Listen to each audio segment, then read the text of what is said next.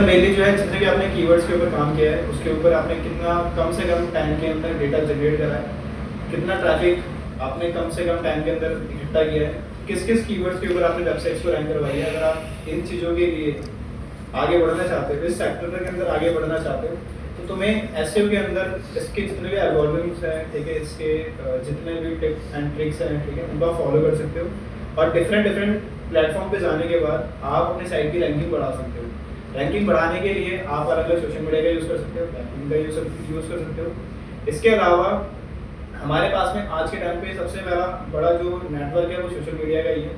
आपने नोटिस किया होगा कि हम सबसे ज़्यादा जो ट्रैफिक जनरेट कर सकते हैं वो सोशल मीडिया के थ्रू ही कर सकते हैं, ठीक है। तो मेनली अगर आप फ्रीलांसिंग भी करना चाहते हो, बिजनेस भी करना चाहते हो, जॉब भी करना चाहते हो, तो हर सेक्टर्स के अंदर आप डिजिटल मार्केटिंग के थ्रू ईजिली उस चीज़ को जल्दी अचीव कर पाओगे, ठीक है। आने वाले टाइम के अंदर जो डिजिटल मार्केटिंग है वो बहुत बढ़ने वाली है, क्योंकि हर कोई इंसान जो है आज के टाइम पे डिजिटल मार्केटिंग का यूज़ करता है। हम कोई भी सोशल मीडिया यूज़ कर रहे हैं, ठीक है, हम किसी भी इन्फॉर्मेशन को बढ़ाना चाहते हो तो उसके अंदर भी हमारा डिजिटल मार्केटिंग का हाथ है।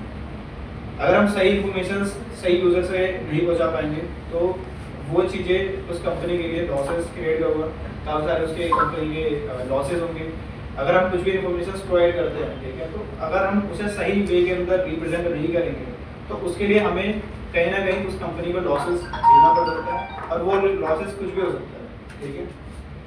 तो डिजिटल मार्केटिंग एक मार्केटिंग फील्ड नहीं है, एक पूरा ब्रांड है और एक इकोसिस्टम है जिसकी मदद से आप अपनी पर्सनल ब्रांडिंग कर सकते हो, किसी कंपनी के लिए कर सकते हो, किसी पर्सन के लिए कर सकते हो, किसी लोकल स्टोर के लिए कर सकते हो।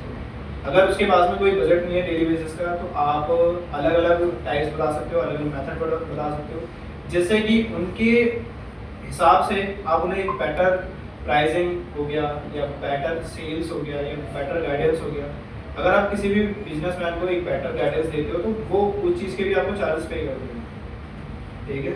एक एक कंसल्ट के आपको ये नहीं पता कि एक एक कंसल्ट के भी अच्छे खासे अमाउंट चार्जेस किए जाते हैं, ठीक है। तो आप जो है स्टार्टिंग के डेज के अंदर अपनी स्टोरीज हो गई, चाहे अपने काम को शोकेस करना स्टार्ट करो, चाहे वो इंस्टाग्राम हो गया, फेसबुक हो गया, यूट्यूब हो गया, जो भी आप चलाते हो, और हर एक प्लेटफॉर्म के ऊपर अपना एक नेम आइडेंटिफाई करो कि मुझे इसी नेम से आगे की तरफ बढ़ना है।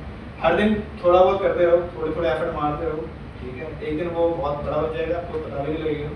जैसा कि आपको पता है कि हमने कई सारे वेबसाइट्स को ग्रो करवाया है, ठीक है, चाहे वो दिल्ली मार्केटिंग हो गया, चाहे वो एजेंसी हो गया, तो इसके अलावा कई सारी वेबसाइट हमने ऑल जो वेबसाइट है वो आप सभी के सामने ग्रो करवाई है। इसके पीछे जो माइंडसेट था वो ये था कि हमने कंटेंट डालना स्टार्ट किया था और जो भी हमने कंटेंट डाला था वो एग्जैक्ट वैसा कंटेंट था जो हमने अपने टाइटल्स के अंदर डिस्क्राइब किया था, ठीक है। तो कहीं ना कहीं अगर आप आगे बढ़ाना चाहते हो, जो आपने अपने कंटेंट्स के अंदर दे रखा है, अपने टाइटल्स के अंदर दे रखा है, जो भी आपने हेडिंग्स के अंदर दे रखा है, एग्जैक्ट उसी तरीके का आप अगर कंटेंट यूजर के लिए वर्थ इट क्रिएट कर सकते हो तो आने वाले टाइम के अंदर डिजिटल मार्केटिंग आपके लिए है, अदरवाइज नहीं है। और अगर आप इनोवेशन और एफर्ट मारना बंद कर देते हो तो ये फील्ड आपके लिए नहीं होने वाली है। इनफैक्ट कोई भी फील्ड आपके लिए नहीं होने वाली है। आपको हर चीज़ के लिए अवेयर रहना पड़ेगा, ठीक है। आने वाले टाइम के अंदर अपने आप को थोड़ा ओपनली रखना पड़ेगा, जो भी टेक्नोलॉजी आ रही है उसको अडॉप्ट करना पड़ेगा, जो भी स्किल आपको सीखने की रिक्वायरमेंट है सीखो अच्छे से, ठीक है। तो thank you so much, best of luck, ठीक है। तो आज के सेशन में खत्म करते हैं।